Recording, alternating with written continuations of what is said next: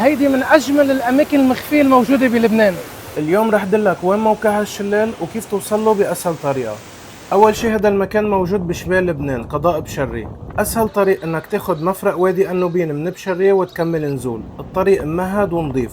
بس توصل للقاع حيكون عندك مفرق طرق، واحد بيودي على المزارات والأديرة والتاني هو اللي بياخدك على الشلال.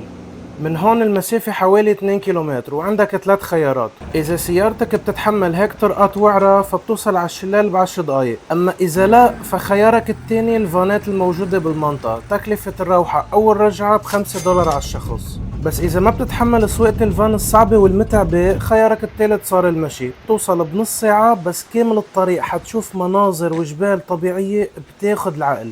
بس توصل رح تلاقي نزلة صغيرة مدتها دقيقتين بتنزلك على أرض واسعة، المشهد اللي حتشوفه خيالي ورح تنبهر فيه. حتلاقي قدامك شلال مي نازل على الشجر والنباتات وكيف النهر عم يجري من تحتك مع أصوات الطبيعة. غير هيك المكان فيه ميزة حلوة، كل ما تتحرك الشمس كل ما المشهد رح يتغير ويعطيك صورة قصة أحلى من اللي قبل. نصيحة روح بين الظهر والعصر، وأهم صخرتين لازم تتصور عليهم هنن هيدي أول وحدة قريبة من النهر تعطيك لقطة بتبين ضخامة المشهد وتفاصيل المي عن قريب، والتانية اللي هون بتعطيك مشهد الشلال كامل وراك، فيو رهيب مع جمال الطبيعة. المكان عن جد بخليك تقعد تاخد استراحة وتتأمل المشاهد الساحرة حواليك، فعلا بيستاهل التجربة والمشوار.